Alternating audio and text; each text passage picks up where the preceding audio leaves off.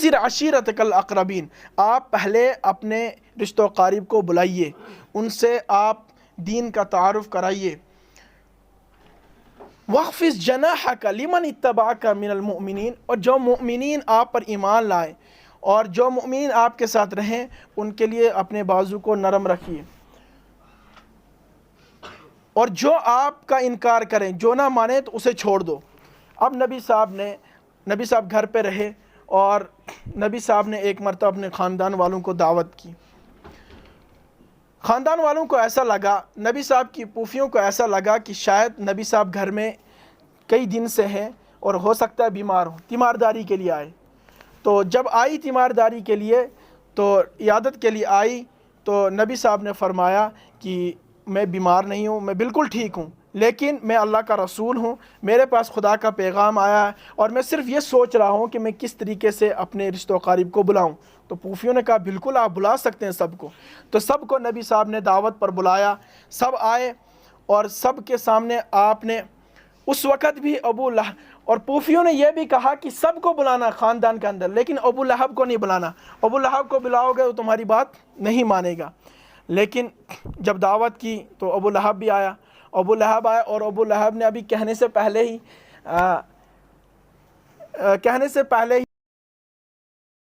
یہ جو تم کر رہے ہو یہ ٹھیک نہیں ہے۔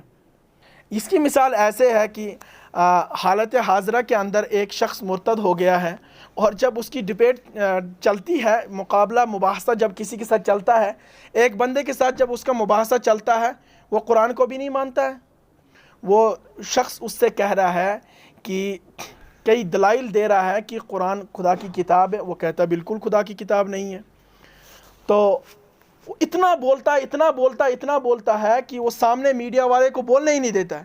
پھر اس سے یہ کہتا ہے کہ دیکھو میں آپ سے ایک بات کہتا ہوں کہ اگر میں کہوں آپ کو کہ اگر آپ کہیں کہ 2 ہوتا ہے 5، اور اگر آپ اس بات پر اڑ جائیں کہ نہیں 2 5 ہوتا ہے، تو میں آپ کو منا نہیں سکتا کہ 2 4 ہوتے ہیں۔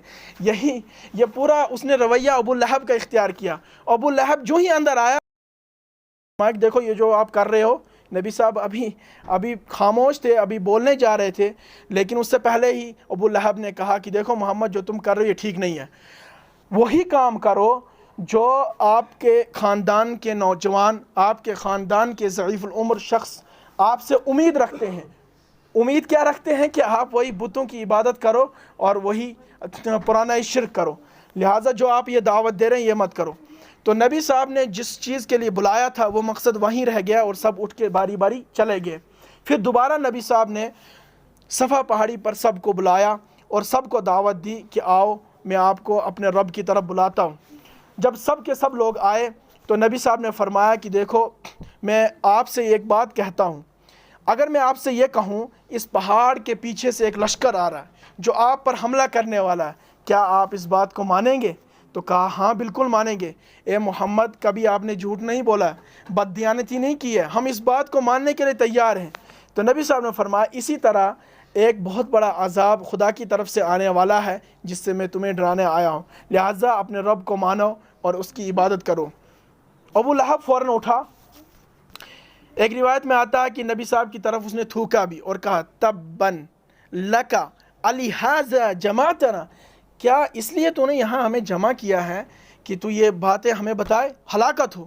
قرآن پاک نے اس کا